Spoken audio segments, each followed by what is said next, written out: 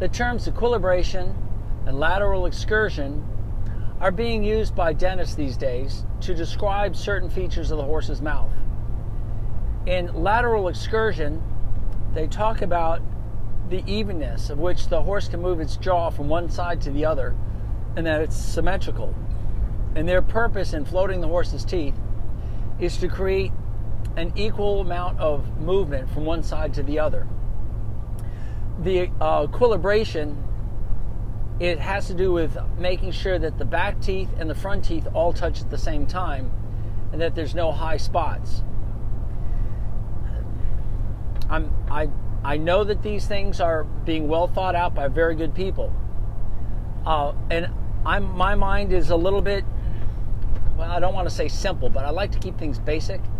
And when I look at these things, I try to ask myself, what's underlying their process?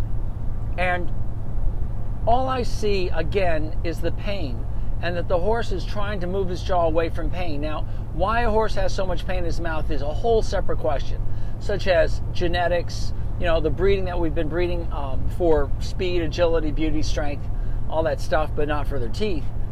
All I know is that these horses, when I get them done, are in such relief. Their heads hang low, and they're seem grateful, and they go right back to eating, and they have no problems eating.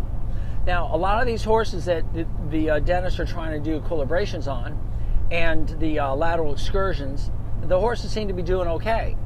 So there's been no scientific studies done that I know of that are good that show that these processes of equilibration and lateral excursion repair is a valid process.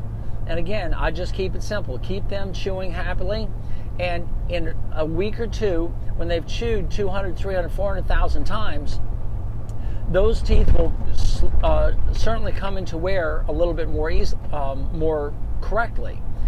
There's another term that people are using called proper dentistry. You have to do a proper job. Well, I don't know what proper is because, again, nobody's really determined or defined what a proper job is. So if every one of us uses our term proper differently. So for me, in my practice, my proper dentistry is to remove all points that cause pain. And once that's done, the horse will chew comfortably into his groove. And once he gets into his groove, those teeth will come into wear beautifully. I've seen it over and over and over again, where a horse has been floated for 2, 3, 4 years. Their teeth are like perfect, like they've worn braces. All their equilibration, all that stuff just takes care of itself. And you keep looking at the condition of the horse, and they're usually fat and happy, and they're responding to the bit just comfortably. And my contention is not all teeth are made the same. And one thing for sure, and there's no argument in this, those teeth are not like human teeth. And when people start taking terminology from human dentistry, such as equilibration, it just doesn't make sense, because horses' teeth grow throughout life and are constantly being worn down and changed. It's a very dynamic process, where in humans, you have your tooth, it comes in, and there it is. And yes, they do check to make sure that there's no high points, because they do cause problems in people.